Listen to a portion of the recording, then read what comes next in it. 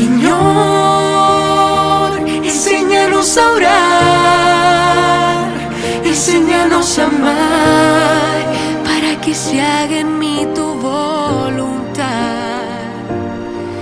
Te doy gracias porque has hecho demasiado, que por mí hasta tu sangre has derramado.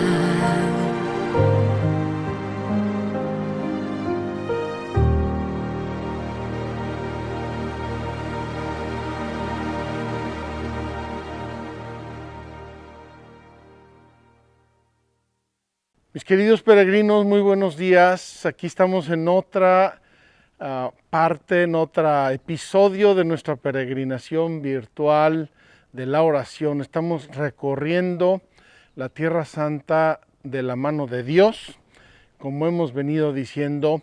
Y hoy nos toca iniciar un recorrido que lamentablemente será breve, pero precioso.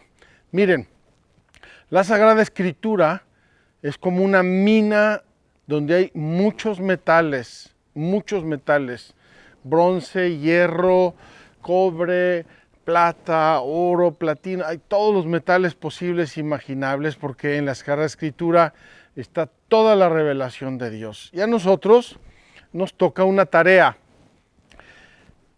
cavar en esa mina, cavar, sacar mucha tierra y luego ir cribando e ir separando esos metales preciosos. ¿Cuáles son esos metales? La fe, la moral, la espiritualidad, la oración, la historia, la revelación de Dios. Hay muchos contenidos en la Biblia que están todos juntos. Entonces, hoy vamos a iniciar un proceso muy breve, que es cavar un poco en la Sagrada Escritura con tres personajes maravillosos: Abraham, Moisés y Elías. Abraham, Moisés y Elías. Vamos a hacer un pequeño salto en el tiempo y vamos a dejar a David fuera para hablar de él mañana o en la próxima catequesis. Entonces, Abraham, Moisés y Elías, y vamos a sacar unas pepitas de oro, es decir, el tema de la oración, de entre lo mucho que la Sagrada Escritura dice de estos personajes. Hemos venido a un lugar espectacularmente bello, ya estuvimos aquí en otra ocasión, y quiero señalarlo con mi supermapa tecnológico para variar. Quiero mostrarles, aquí está el mar Mediterráneo, aquí está la bahía de Haifa, y aquí está un monte alargado que va así un poco transversalmente, que es el Monte Carmelo. El Monte Carmelo no es propiamente un monte, es una pequeña cordillera, no muy alta, el Monte Carmelo. En la punta que da hacia el Mediterráneo está el monasterio Stella Maris, donde está una gruta importantísima en la vida de Elías. Stella Maris, aquí en la punta del Monte Carmelo. Y en la otra punta, digamos en la punta sur, está este monasterio Muhraka, espero pronunciarlo bien. Muhraka es el lugar del sacrificio de Elías. Vamos a hablar de él.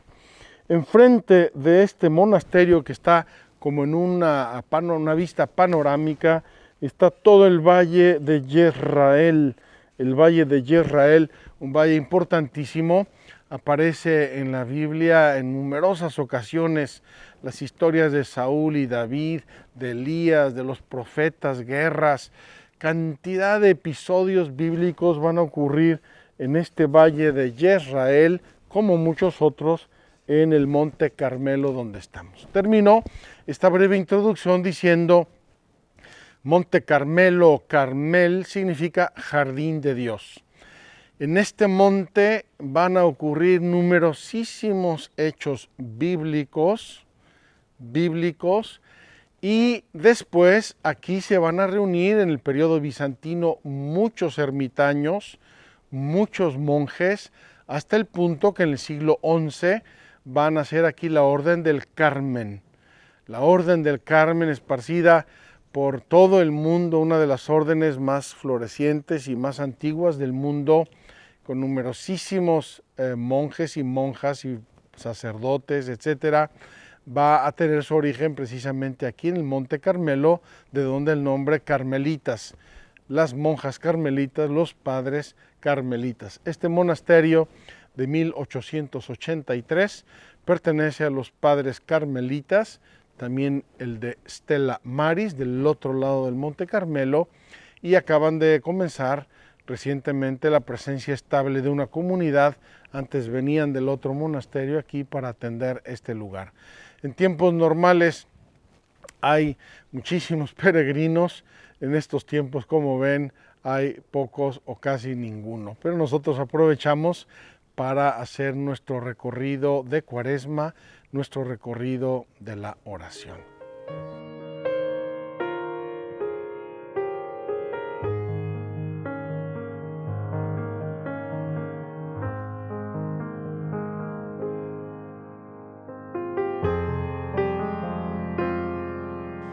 Mis queridos peregrinos, estamos aquí en la capilla del monasterio de Muxraca, una capilla preciosa, como pueden ver, es relativamente antigua. Estamos debajo del monasterio, una especie de sótano, y tenemos aquí la vista preciosa de la transfiguración. Ojo, la transfiguración es el icono de la oración. Es contemplar a Cristo resucitado, muerto y resucitado, glorioso. Es el término de nuestra vida de oración. Pero aquí están Moisés y Elías. Hoy vamos a hablar un poco de Moisés y Elías y vamos a hablar también de Abraham y con una brevísima introducción de la creación.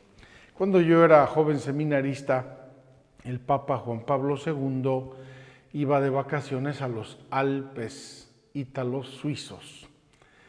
Y en una catequesis que recuerdo bien, dijo una frase bellísima que viene a cuento de nuestro inicio de la catequesis. Dijo el Papa Juan Pablo II: la creación es el primer libro de la revelación.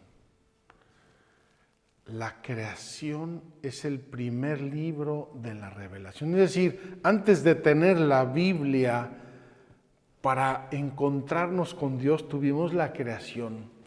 Y así todos esos conceptos de la religión y de la fe que se remontan a los tiempos más remotos, iniciales, a los tiempos muy primitivos, por ejemplo, la ofrenda de sacrificios de las ovejas, la ofrenda de las primicias de las cosechas, como el sacrificio de Abel, con el que nos refiere el Génesis, se refiere a ese tiempo en el cual no había todavía revelación, no conocíamos ninguno de los pasajes. Entonces, tengamos presente que la naturaleza misma es el primer camino, es el primer chispazo, si me permiten la expresión, que enciende en los seres humanos la relación con Dios. Cuando se encuentran un relámpago y no saben lo que es, hace miles o millones de años, ellos entienden que hay una fuerza ahí, que alguien está detrás de eso. Cuando ven crecer una planta y se maravillan y ven las flores y los frutos, sienten que tienen que agradecérselo a alguien. Esos rudimentos de la relación entre Dios y el hombre están enraizados en la creación, es decir, en la naturaleza. Y Dios tiene la iniciativa. Quede esto claro, la iniciativa siempre es de Dios. Dice San Agustín: no te buscaría yo si no te hubiera ya encontrado. El ser humano no puede buscar algo que ignora de modo absoluto. Eso no nos llama la atención, no lo queremos, no lo pensamos, no lo deseamos.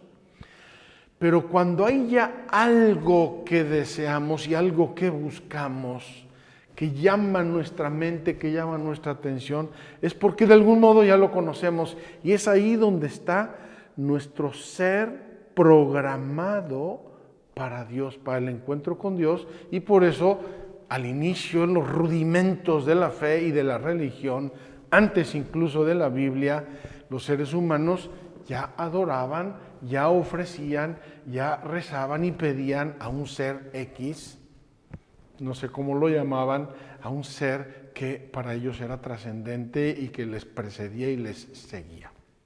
Entonces, cuando hablamos de la revelación en el Antiguo Testamento, revelación de la oración en el Antiguo Testamento, ponemos un primer inicio que se refiere a esta religión rudimental, donde el hombre habla con Dios, lo encuentra con Dios en la naturaleza y se ofrece y dialoga con Él a través de la naturaleza. Esa es la creación fuente de la oración, creación fuente de la oración. Después de eso viene todo un capítulo hermoso que es nuestro padre Abraham. Nuestro padre Abraham, nuestro padre en la fe. Vamos a ver qué nos dice el catecismo, es precioso. Cuando Dios lo llama, Abraham se pone en camino, como se lo había dicho el Señor. ¿Cómo se lo había dicho el Señor? Dios le habló a Abraham y le dijo, ven, sal de tu tierra, ve a la tierra que yo te mostraré. Ahí ya está el inicio de un diálogo, de una relación entre Dios y Abraham. Todo su corazón se somete a la palabra y obedece, la obediencia de la fe. La escucha del corazón a Dios que llama es esencial a la oración. Lo que dice o deja de decir es relativo, lo importante es la escucha. Yo escucho, yo pongo atención a lo que Dios está haciendo y dejando de hacer en mi vida, y eso es el inicio de la oración, y es lo que vemos en Abraham. Por eso, la oración de Abraham se expresa primeramente con hechos. Abraham sale de su tierra. Abraham en cada una de las etapas va levantando una estela, un altar a Dios. Abraham va haciendo gestos que expresan su relación, su oración, la relación personal con Dios. Solamente más tarde aparece su primera oración con palabras y es una queja velada. Abraham le va a decir a Dios, Señor, ¿por qué no se realizan las promesas? ¿Que cuándo se va a realizar la promesa? Me dijiste que saliera yo de mi tierra y no entiendo todavía muy bien el para qué. De este modo surge desde el principio uno de los aspectos de la tensión dramática de la oración. La oración, queridos hermanos, y aquí se ve desde el inicio en Abraham, vive en el claro oscuro de la fe. La fe es clarísima y la fe también es oscura. Uno tiene que confiarse a Dios, uno tiene que dar pasos con un cierto abandono. Dios sabe todo, Dios sabe más, Dios sabe antes, Dios me precede, Dios me acompaña, Dios es omnipotente. El claro oscuro de la fe. Habiendo creído en Dios, marchando en su presencia y en la alianza con Él, el patriarca está dispuesto a acoger en su tienda al huésped misterioso. Nos enseña la Sagrada Escritura que un día llegaron unos huéspedes misteriosos y Abraham los acoge en su tierra, en su tienda. Esta acogida a este huésped misterioso que no se sabe muy bien quién es y que le va a predecir a Abraham que va a tener un hijo en su vejez, es la que llamamos la hospitalidad de Mambré, y este huésped y esta acogida de Abraham es la acogida que el ser humano va a tener en María al Hijo Eterno de Dios. Está anticipando la encarnación del Hijo de Dios. Desde entonces, habiéndole confiado Dios su plan, el corazón de Abraham está en consonancia con la compasión de su Señor hacia los hombres y se atreve a interceder por ellos con una audaz confianza. Fíjense, parte Abraham, luego se queja, ¿qué pasa con la promesa? Luego Dios lo visita, esos huéspedes misteriosos, y le hace la promesa. Y desde ahí Abraham tiene ya su corazón puesto en Dios. Dios está haciendo la obra, Abraham está respondiendo. Y por eso Abraham se va a atrever a una oración muy audaz, como dice la Sagrada, el Catecismo. ¿Cuál es esa oración audaz? El tema de Sodoma y Gomorra. ¿Se acuerdan? Dios quiere destruir Sodoma y Gomorra porque está de pecado hasta el tope. Y Abraham le dice, pero Señor, vas a destruir a todos, pero si hay 50 justos, no la destruiré. Bueno, y si solamente fueran 40, no la destruiré. Perdone mi Señor que me atreva, pero y si fueran solamente 10 o 20, y así va regateando a Abraham con Dios. ¿Por qué? Porque ya le tiene confianza, ya hay una relación, ya se conocen y Abraham ya le puso su corazón a Dios. Como última purificación de la fe, se le pide al que había recibido la promesa que sacrifique al hijo que Dios le ha dado. Ve y sacrifica a tu hijo Isaac. Y dice en las Escrituras, pensaba Abraham que poderoso era Dios aún para resucitar a los muertos. Él va y va a sacrificar a su hijo Isaac, y cuando ya lo va a matar, porque él no sabía cómo iba a acabar la historia, cuando ya lo va a matar, el ángel lo detiene. Hay una obediencia, hay una prueba en la fe de Abraham. Y de ahí la promesa, sé que me has obedecido, tú serás el padre de naciones, tu descendencia será incontable como las estrellas del mar y las arenas de la playa. La oración aquí de Abraham restablece al hombre en la semejanza con Dios y le hace participar en la potencia del amor de Dios que salva a la multitud. Fíjense qué hermoso. El hombre rompe su relación con Dios en el pecado y comienza una historia de salvación que nos va refiriendo el Génesis. Entra Abraham en esa historia de salvación, un hombre que Dios ama, al que le pide una misión, le va haciendo promesas, hay un diálogo, hay una lucha, el claroscuro de la fe, hasta que lo somete a una prueba terrible. Sacrifícame a tu hijo, y Abraham obedece. Y como obedece, empieza a restablecer lo que deshizo la desobediencia. Entonces, oración es obediencia a Dios, son hechos, son gestos concretos, es entrega al amor de Dios. Finalmente, para terminar con Abraham y su nieto Jacob. Jacob, nos dicen las Escrituras, se pelea con su hermano Esaú y se va. Desaparece mucho tiempo porque teme que su hermano lo va a matar. Cuando regresa Jacob, nieto de Abraham, a reconciliarse con su hermano Esaú, en el camino tiene una lucha en la noche con un ser misterioso. Y esa lucha de Jacob con ese ser misterioso, con ese alguien, la tradición espiritual de la Iglesia ha formado de ese relato el símbolo de la oración como un combate en la fe y como una victoria de la perseverancia. Combate en la fe es un ser misterioso, Dios siempre nos resulta un poco misterioso, pero yo continúo, yo persevero. Hasta el amanecer luchó Jacob y por eso venció.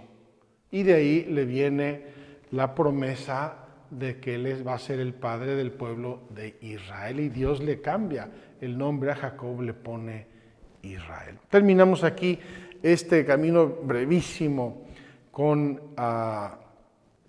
Abraham y vamos a pasar a Moisés. Está aquí Moisés y Elías en la transfiguración. Vamos a pasar a hablar un momentito sobre Moisés y la oración de mediación. La oración de mediación. Vamos a comenzar pues. Dice así el catecismo: ¿cuándo comienza a realizarse la promesa de Dios? Es decir, la Pascua, los mandamientos, la alianza del Sinaí, etcétera, etcétera. La oración de Moisés es la figura de la oración de intercesión que tiene su cumplimiento en el único mediador entre Dios y los hombres, Cristo Jesús, hombre también como nosotros. Es decir, Moisés va a entrar en la historia de la salvación como un grande profeta, llamado por Dios, invitado a sacar a su pueblo de Israel. Todo lo que vimos el año pasado en nuestra peregrinación del Éxodo. Su oración va a comenzar siendo una oración de intercesión. Y comienza esta oración de intercesión cuando Moisés se encuentra con la zarza ardiente. Quítate las sandalias, Moisés, estás pisando tierra santa. Está ante la zarza ardiente. Y esta oración de intercesión no va a ser facilísima. Moisés, como nos refieren los dos hechos que la Sagrada Escritura nos presentan de este encuentro con Dios, Moisés va a tener dudas. Moisés se va a presentar como el que no puede hablar, yo no puedo, es que no, ¿qué va a decir el faraón? Moisés está luchando y en esa lucha, diálogo con Dios, fíjense qué hermoso, Dios nos va a dar incluso su nombre. Uno de los momentos culmen de la revelación de Dios sale no de una oración linda, de florecitas, pacífica, todo maravilloso, sino de una lucha de Moisés con Dios por serle fiel. Ahí Dios le va a decir, este es mi nombre. ¿Cuál nombre le revela a Dios? Yo soy el que soy, Yahweh. Yo soy el que soy. Todo lo que es, todo lo que existe, existe en mí y por mí. Yo soy el ser. Yo doy el ser. Yo soy la fuente del ser. Sale eso, repito, de un diálogo difícil, complicado, accidentado de Moisés con Yahvé porque teme la misión que le está confiando. Pues bien, de ahí pasa a una docilidad de Moisés. Moisés con dificultad y con trabajos, pero dice, ok, voy al faraón, voy a sacar a tu pueblo, ya me dijiste lo que tengo que hacer. Después de eso, aparece Moisés en un diálogo muy cordial y muy amoroso con Dios. Dice la Escritura en el Éxodo, Dios hablaba con Moisés cara a cara, como habla un hombre con su amigo. ¡Ay, qué envidia! Mis queridos peregrinos, qué envidia. Esta es la oración contemplativa. Antes es la oración de intercesión, ahora estamos en la oración de contemplación. Hablar con Dios cara a cara. San Pablo nos dice que el culmen de nuestra salvación va a ser cuando veamos a Dios cara a cara. Y aquí Moisés ya lo ve cara a cara. La oración contemplativa, gracias a la cual el servidor de Dios es fiel a su misión. Moisés conversa con Dios frecuentemente y durante largo tiempo, subiendo a la montaña para escucharle e implorarle, bajando hacia el pueblo para transmitirle las palabras de su Dios y guiarlo. Él es de toda confianza de mi casa. Boca a boca hablo con él abiertamente, porque Moisés era un hombre humilde, más que hombre alguno sobre la haz de la tierra. Ese contacto con Dios y toda esa historia accidentada humanamente de Moisés han ido haciendo de él un hombre purificado. Esto lo vamos a ver en la Sagrada Escritura siempre, también con Elías. Elías va a pasar un proceso de purificación terrible hasta desearse la muerte. Moisés, esa obediencia de Moisés y la obediencia de Abraham, y se van purificando, y entonces su oración va siendo cada vez más transparente. Hasta esta oración de Moisés hablaba con Dios cara a cara, como un amigo habla con su amigo. Finalmente, de esta intimidad con el Dios fiel, lento a la ira y rico en amor, Moisés ha sacado la fuerza y la tenacidad de su intercesión. No pide por él, sino por el pueblo que Dios ha reunido. Moisés va a orar en la guerra con los amalecitas. Acuérdense cuando se le caían los brazos, hasta le pusieron piedras, estaba intercediendo Moisés desde el monte. Moisés va a orar por María, su esposa, que lo criticó, y Dios le mandó una lepra, y Moisés le va a decir, perdónala, cúrala. Pero sobre todo, la intercesión de Moisés se va a dar cuando el pueblo apostata de Dios. Acuérdense, Moisés manda a los exploradores a la tierra prometida. Los exploradores regresan y presentan dos versiones diversas. Acuérdense que lo vimos el año pasado. Y el pueblo se va a rebelar contra Dios y contra Moisés, y va a querer matar a Moisés y rebelarse porque no cree en la tierra prometida y no cree en lo que le refieren los exploradores, y apostatan de Dios. Ahí Dios dice, voy a destruir a este pueblo, lo voy a destruir completamente, y haré de ti, le dice a Moisés, otro pueblo nuevo. Y Moisés intercede, implora ante Dios, no, por favor, no destruyas este pueblo. Si me amas a mí, salva al pueblo. Dios nos está revelando ahí la oración de intercesión. Oración de intercesión, oración de contemplación, oración de mediación. La oración del mediador. Fíjense, toda la historia de Moisés desde la zarza hasta su muerte es un hablar con Dios y llevarle al pueblo, hablar con el pueblo y llevarle a Dios. Moisés así va a ser una anticipación de Jesús, el gran mediador, el grande pontífice entre Dios y el pueblo. Como ven, queridos hermanos, son pequeñas señales, pequeñas pepitas de oro que encontramos en la Sagrada Escritura, pero que nos presentan estos grandes hombres de oración. Quiero, a propósito de esto, recomendarles mucho este libro. Ya lo hemos compartido en la bibliografía inicial, pero es precioso. En la Escuela de los Grandes Orantes. En la Escuela de los Grandes Orantes. Aquí este autor, Jack Lowe, nos presenta a las grandes figuras de oración del Antiguo Testamento y del Nuevo Testamento y de la Iglesia. Preciosa, preciosa lectura. Voy a terminar con Moisés. Moisés intercede ya durante el combate con los amalecitas o para obtener la curación de María, pero es sobre todo después de la apostasía del pueblo cuando se mantiene en la brecha ante Dios para salvar al pueblo. Los argumentos de su oración, la intercesión es también un combate misterioso, inspirarán la audacia de los grandes orantes, tanto del pueblo judío como de la Iglesia. Dios es amor, por tanto es justo y fiel. No puede contradecirse, debe acordarse de sus acciones maravillosas, su gloria está en juego. No puede abandonar al pueblo que lleva su nombre. Moisés se atreve a decirle a Dios, Señor, ¿cómo vas a renunciar a tu propio ser?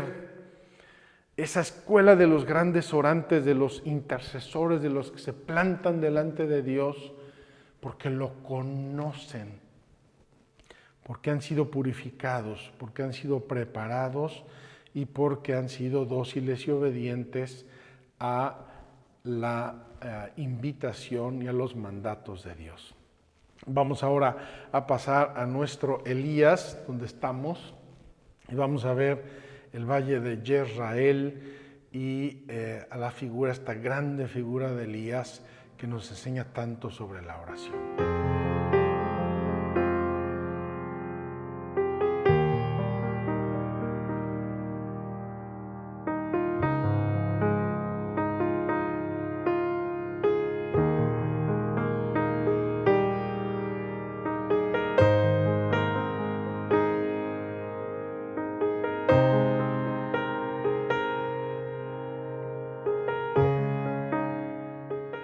Mis queridos peregrinos, nos toca ahora hablar aquí desde esta maravillosa terraza del monasterio de Mujraka sobre el gran profeta Elías.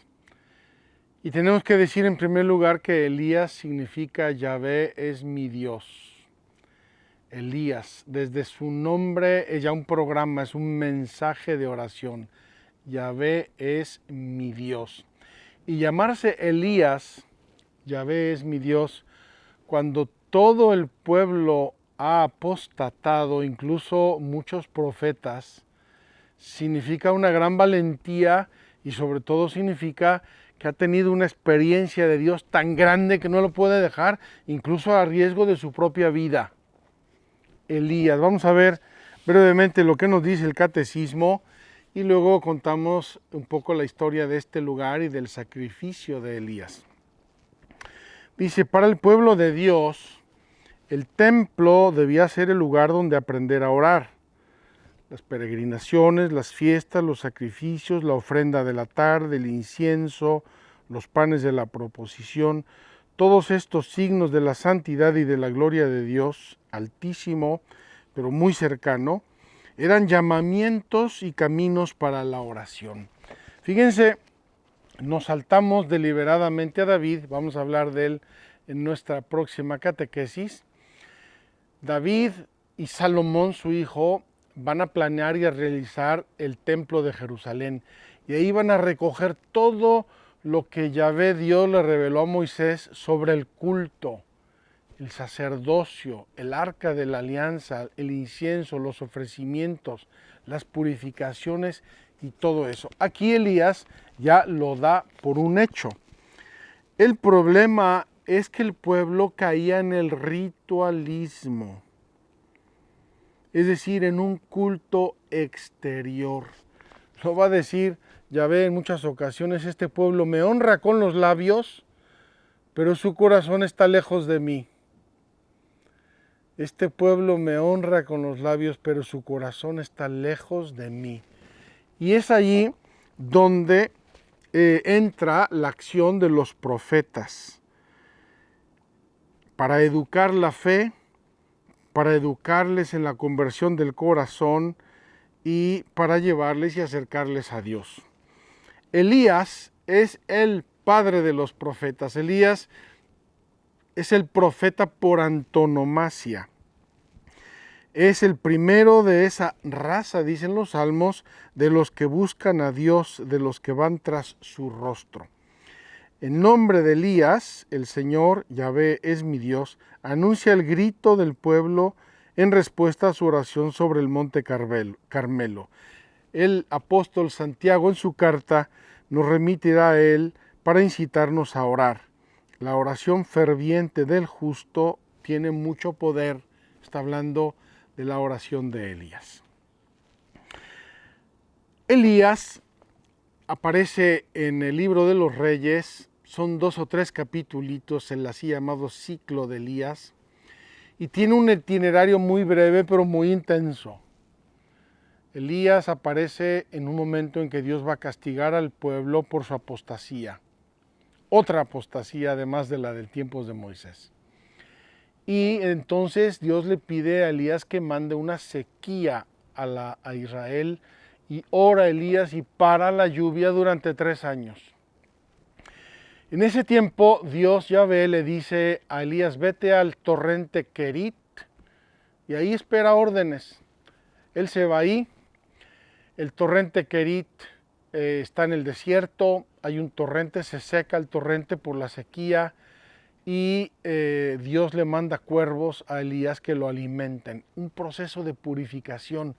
Elías tiene que confiar ciegamente en Dios hasta en el comer del día a día. De allí le dice Dios, ya se secó el torrente, vete a Sarepta de Sidón, y ahí una mujer te va a atender. Y se va Elías y habla con esta mujer, la encuentra recogiendo leña. Y le dice, oye, hazme un pan. Le dice la mujer, no, mira, se me está acabando la harina, voy a hacer un pedacito de pan y lo vamos a comer mi hijo y yo, y luego nos moriremos de hambre. Elías le dice, hazme un pan a mí primero, no te preocupes, no se te va a acabar la harina. Y efectivamente la harina no se le acaba. Dios vuelve a probar a Elías. Se muere el hijo de esa viuda. Y ahí Elías entra en una oración potente. Le dice a Dios, Señor, no hagas pensar a esta mujer que yo vine aquí para desgracia suya. Devuélvele la vida a este niño, devuélvele la vida a este niño. Y hace una serie de gestos y resucita al niño y se lo devuelve a su madre. Y después de eso, Elías se va a encontrar con el grande rey Ahab, que es un gran sinvergüenza, casado con una mujer perversa, idólatra y extranjera además, que arrastra a todo el pueblo a la apostasía de Baal. Dejan a Dios, dejan a Yahvé y adoran a los Baales, dioses extranjeros.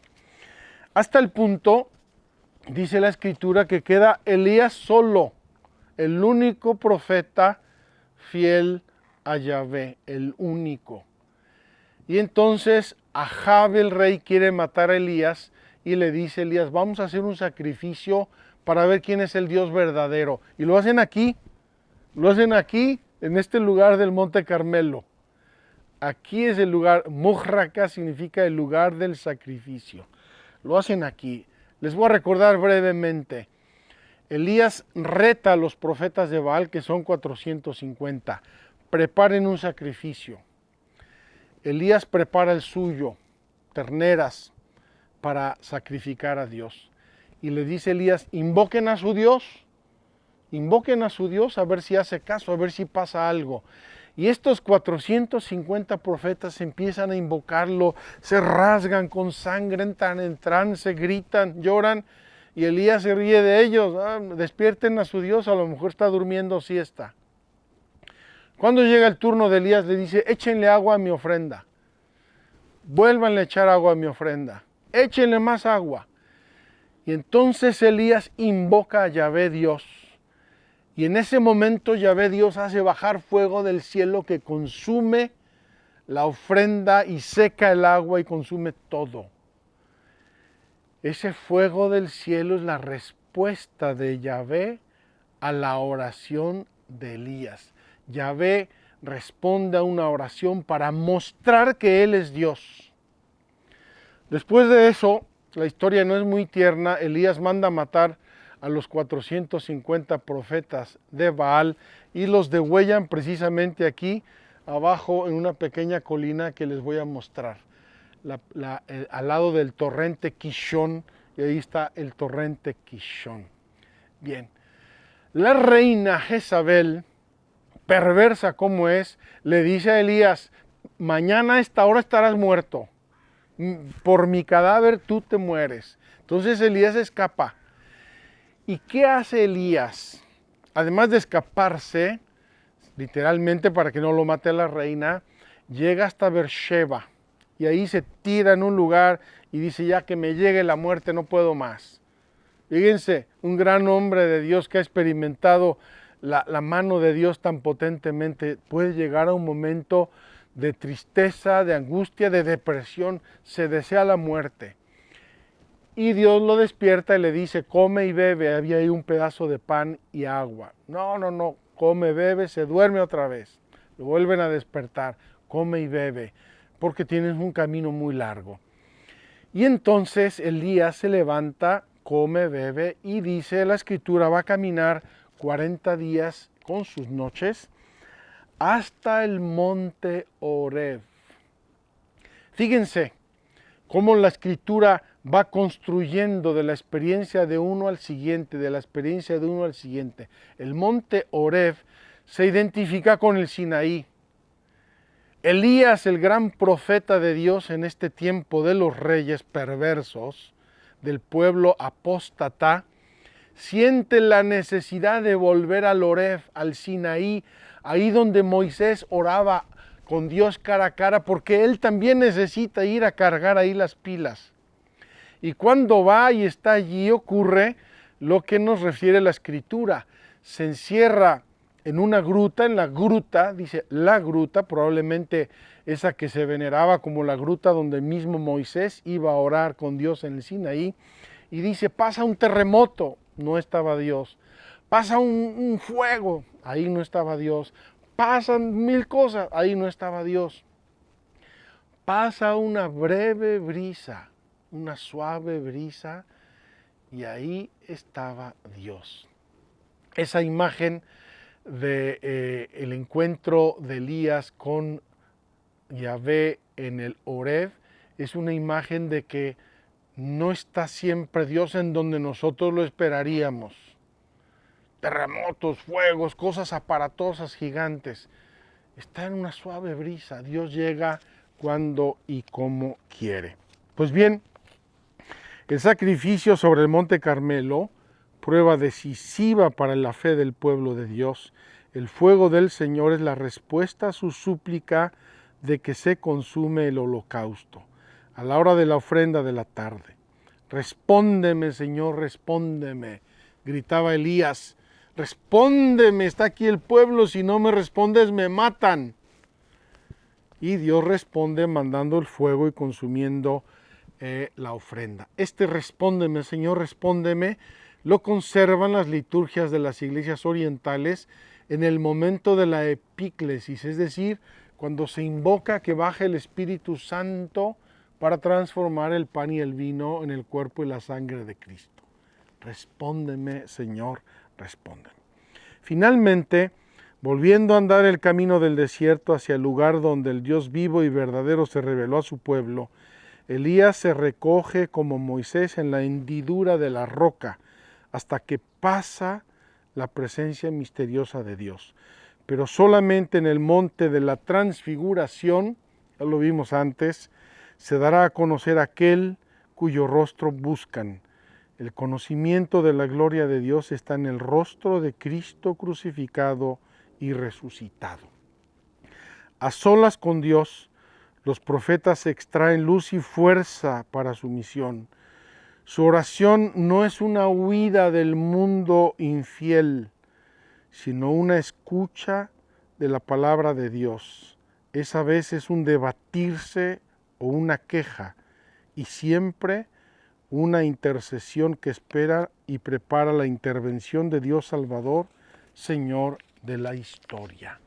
Queridos hermanos, en un pueblo apartado de Dios, apóstata, la presencia de Elías, Yahvé es mi Dios, y su acción y su relación con Dios en el desierto, ante la viuda, ante el sacrificio, en el Horeb, es un signo de un diálogo, de una obediencia, de una aceptación, de una docilidad al plan de Dios que se va realizando y que para nosotros no es, como dice la Escritura, una huida, una irme fácilmente, esconderme en la oración. No me escondo en la oración.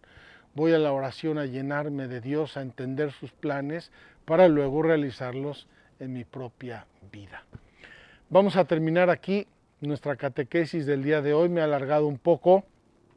Mañana vamos a dar un saltito para atrás y uno para adelante para hablar de David y para hablar de los salmos.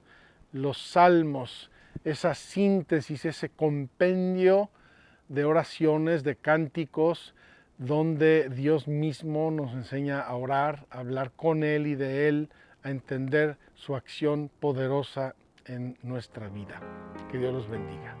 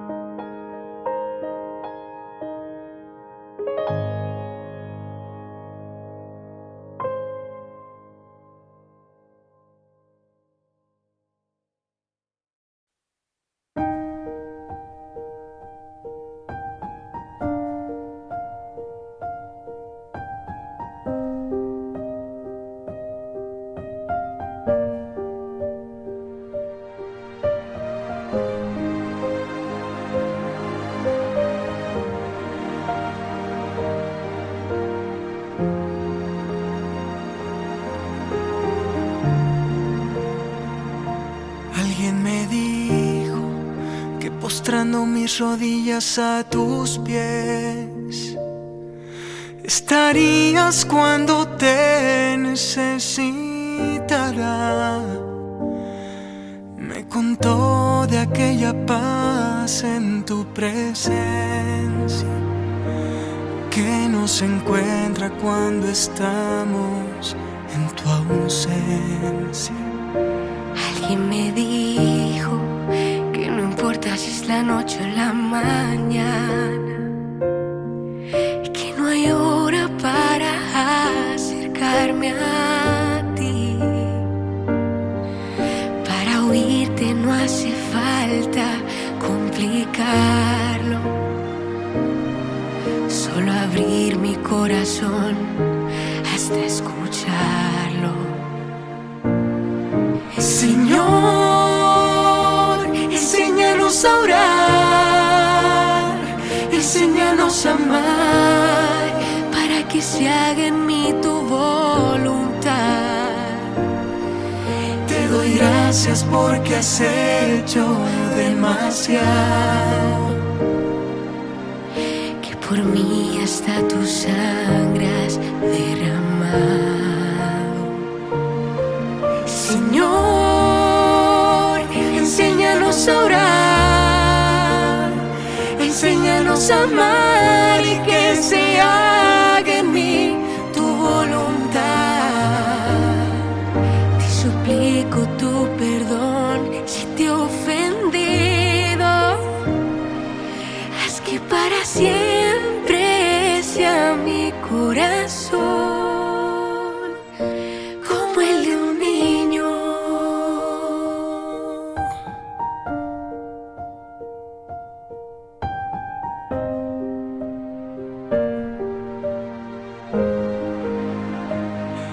Alguien me dijo que eligiera de tu vida algún misterio, que lo humano también puedo meditarlo. Imaginarte cuando tú estabas jugando, o cuando algo a ti te estaba lastimando. Señor, enséñanos a orar, enséñanos a amar, para que se haga en mí tu voluntad. Te doy gracias porque has hecho demasiado, que por mí hasta tu sangre has derramado. Señor, enséñanos a orar, enséñanos a amar y que se haga en mí tu voluntad. Te suplico tu perdón si te he ofendido. Haz que para siempre sea mi corazón